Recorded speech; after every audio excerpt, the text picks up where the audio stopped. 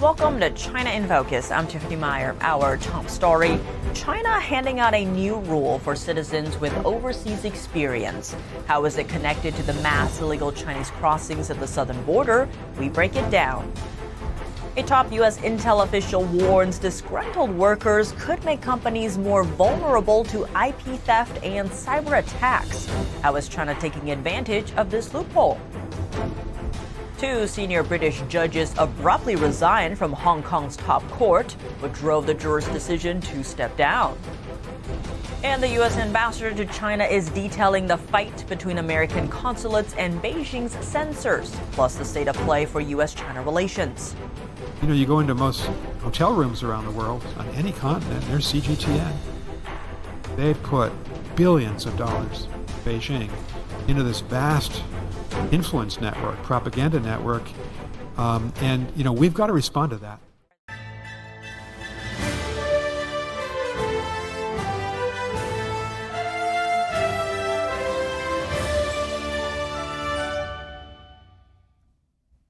Welcome to China in Focus. I'm Tiffany Meyer. Before we turn to today's top story, we'd like to share an announcement. NTD's original documentary, Hollywood Takeover, China's Control in the Film Industry, is coming to New York City next Saturday. It will screen at the Manhattan Film Festival on June 15th, starting at 1 p.m. Don't miss it. Click the link down below to get your tickets. Job requirements for civil servants are changing inside China, with reports saying Chinese citizens who have lived outside of China will not be considered. What does it say about Beijing's policy direction, and how does it tie into the surge of illegal Chinese crossings at the U.S. southern border? A China analyst breaks down the connections. Some of China's state agencies are now pushing a new hiring requirement. For sensitive job posts like police officers, those who have lived outside mainland China for more than 6 months would not be considered. A district police bureau in Beijing, plus certain branches under China's immigration administration, have both established the new rule. Tang Jingyuan is a China commentator. He said the move hints at a new trend. This goes to show that the Chinese Communist Party is closing the country off from the world. It's increasingly relying on censoring information to maintain its rule. He noted Beijing is using the restrictions to limit Western ideology's impact on China. Those that have stayed overseas for over half a year, their worldviews might have already been influenced by Western democracy and freedom, and they might bring it back to China. A month ago, a new Chinese law went into effect. It expanded the scope of what China considers state secrets. Tang said the series of moves signal Beijing's efforts to decouple from the West in ideology. It would also help the regime control Chinese living overseas. If you have the slightest wish to get hired as a civil servant in China, then you must think twice. First, you can't stay overseas for over half a year. Secondly, you have to self-censor by not accepting Western worldviews or bringing truthful information back to China. Meanwhile, video clips show long lines outside U.S. consulates in China. Tang said China's push for isolation could drive more people to show up at America's border. Because they feel like China is like a sinking ship, and the living conditions are set to get worse. Political pressure is mounting, and people don't feel their human rights and private property has any guarantee. Panic could drive them to try every method possible in order to flee. Former President Trump said Thursday he may slap tariffs on China if it doesn't stop the flow of illegal immigrants to the U.S. Trump didn't specify how high of a tariff he would impose. Discontented employees could make companies more vulnerable to IP theft and cyber attacks. That's according to Director of the National Counterintelligence and Security Center, Michael Casey. Speaking to CNBC, Casey said China is targeting what he called human assets in U.S. corporations, especially disgruntled workers, given they can be easily leveraged to harvest intellectual property, data, and other critical information. Some security experts warn the regime's IP theft aims to bolster its own manufacturing capacity. This is how China wages tech-based hybrid warfare. Once they can manufacture to scale, not only do they stop using your products and services in China, they take those products and services that they can manufacture to scale and start to compete against your corporation worldwide in other markets. What's more, Casey noted there has been a staggering 100% uptick in Chinese cyber attacks, making the regime, quote, by far the most prolific actor out there. He added companies need to create programs to find these workers and get them the help they need. But on the other hand, Casey said a business executive must look into what secrets should most need protection and what workers can access them. Several House Republicans introduced legislation aimed at restricting the U.S. from buying electric car batteries made by 6 Chinese manufacturers. The bill, titled Decoupling from Foreign Adversarial Battery Dependence Act, was led by Florida Congressman Carlos Jimenez. It was also co-sponsored by Chairman of the House Select Committee on the CCP, John Molinar. Among the listed entities, carmaker Gotion and battery company CATL made headlines in recent years due to their connections to China's human rights abuses in the Xinjiang region. On the national security front, lawmakers said CATL could install malware on American electric vehicles to gather information about their owners. They added Beijing is trying to exploit technological dependencies through these companies. America's envoy to China is back home for a brief visit. What's his experience fighting Chinese censors, and what news does he bring on U.S.-China relations? NTD's Juliet Song has more on that. A battle of ideas between the U.S. and China. I think it's accurate. U.S. Ambassador Nicholas Burns said Washington must respond to Beijing's global propaganda network. You know, you go into most hotel rooms around the world on any continent, there's CGTN. They've put billions of dollars in Beijing into this vast influence network, propaganda network, and, you know, we've got to respond to that. He gave the remark during a speech at the Asia Society in New York Thursday. CGTN is the overseas arm of China's state-controlled broadcaster. It's also Beijing's champion in its foreign influence operations here in the U.S.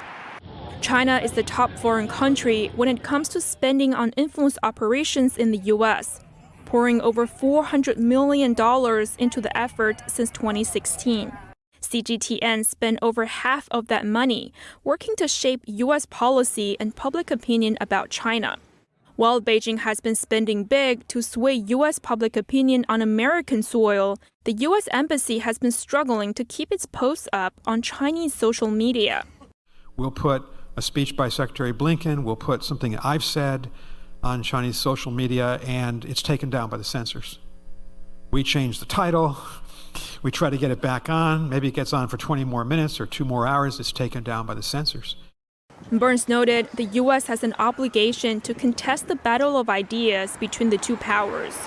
As for the latest on U.S.-China relations, he has some good news as well as bad ones. I think we've done relatively well in returning the relationship to some semblance of normalcy just over the last 6 or 7 months. That's the good news this morning. And the bad news is, I think it's accurate, that we're locked in a long-term strategic rivalry between our two countries. We are systemic rivals. We have completely different and opposite views about human freedom and human liberty. We have very different views about what's happening in Xinjiang and the repression there, what's happening in Tibet and the cynicization of the school system and of culture by the Chinese authorities in Tibet. The U.S. said Beijing has been committing a genocide against Uyghurs in Xinjiang. Uyghurs are a Muslim ethnic minority in China.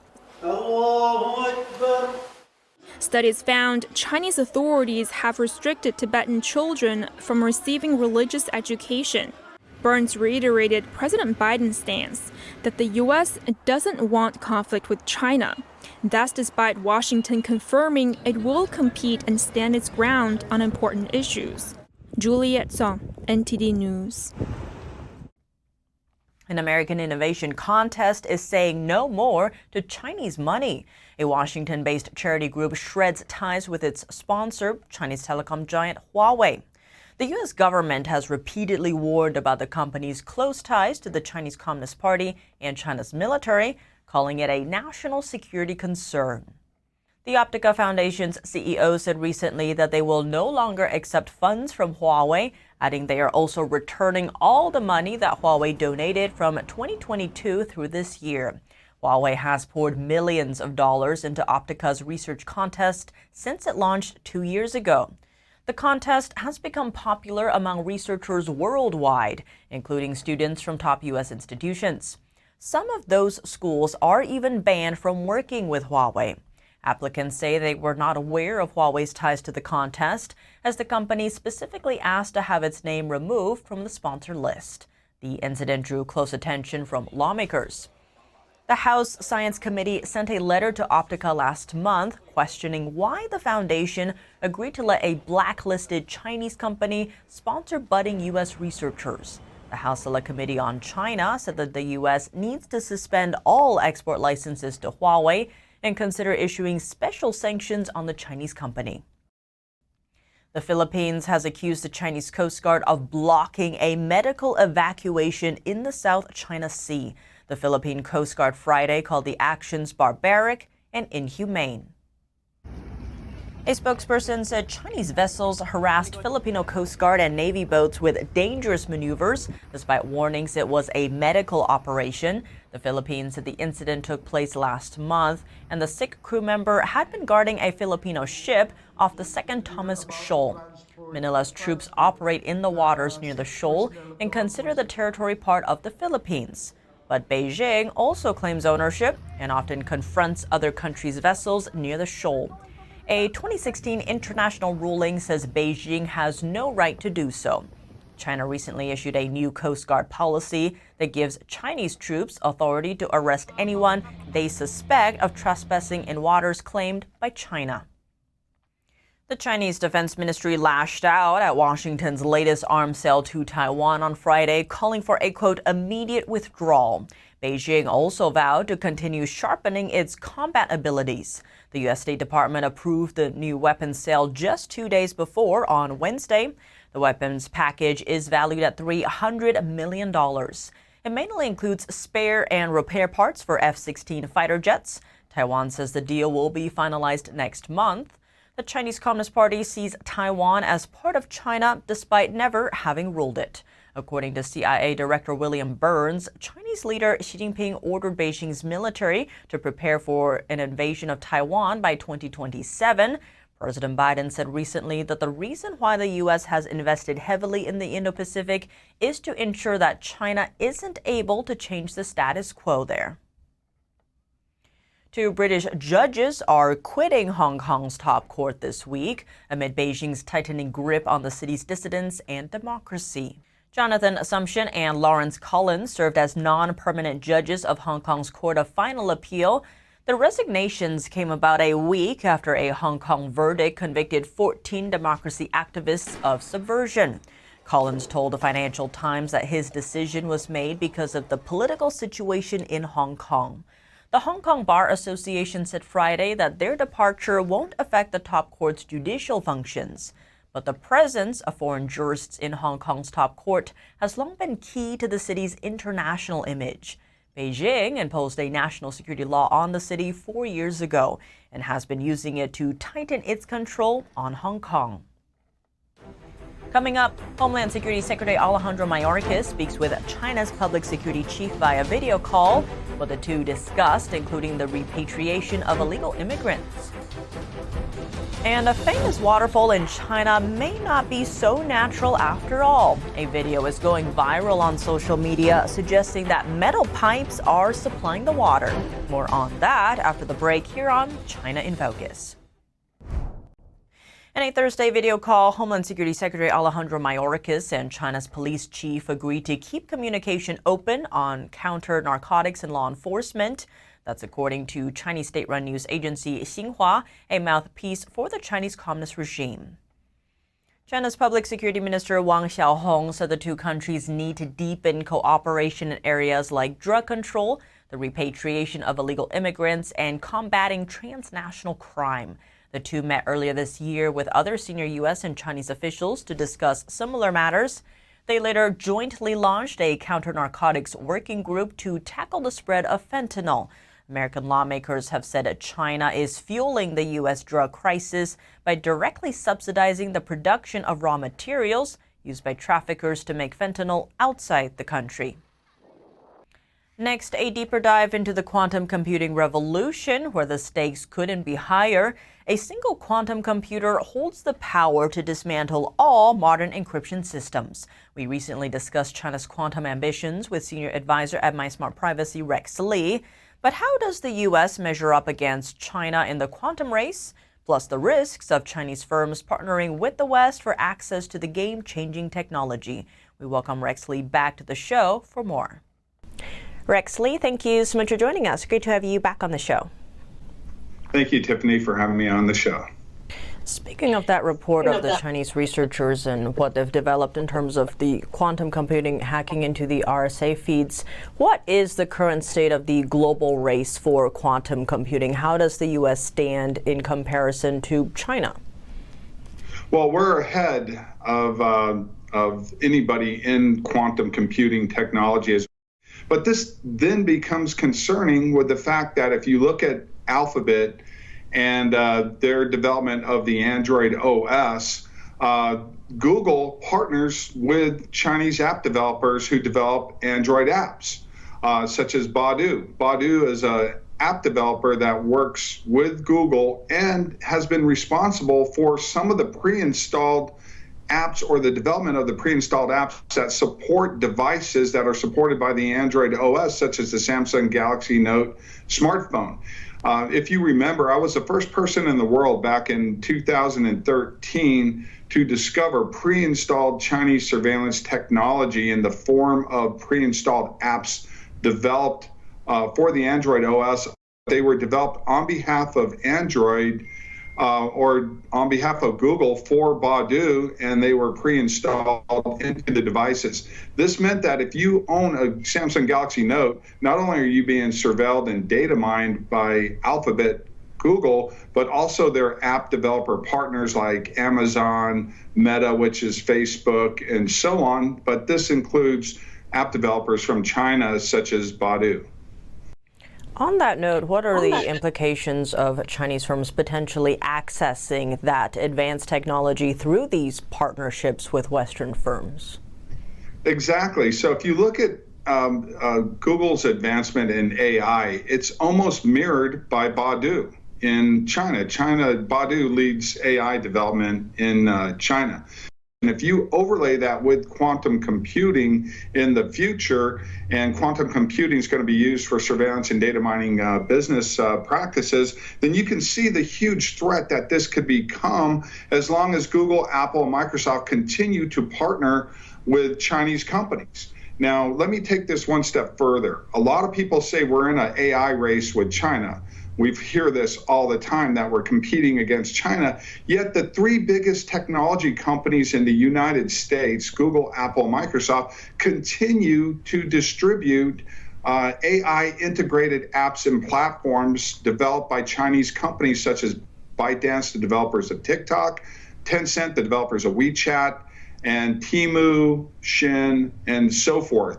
They're the ones who are actually distributing the AI integrated apps and platforms from China that we're supposed to be competing against. So as long as these three companies are profiting from that business relationships within China, then we have to go to the next frontier with quantum computing. And the question will become how much of this information and IP is Alphabet and other companies in the United States and our allies in Europe, how much of that quantum technology are we sharing with these Chinese companies in order to gain access to Chinese markets through trade agreements with China? Rex Lee, thank you so much for your time. Thank you. A famous waterfall in China attracts millions of visitors every year from around the country. But it turns out the majestic falls are artificially supplied by water pipes. The Yuntai Waterfall in Yuntai Mountain Park is a major tourist attraction in China's north-central Henan province. It enjoys the highest rating Chinese authorities can give to a tourist attraction. A video posted on Chinese social media this week is going viral. In it, a hiker tries to find the source of the waterfall and ends up discovering metal pipes supplying the water artificially. The mountain park responded to the video, explaining how they needed to make changes in the dry season to boost the falls, and that the waterfall underwent a, quote, tiny improvement. The video shocked many people in China who say they believe the 1,000-foot tall waterfall came from natural sources. Thanks for watching. See you soon.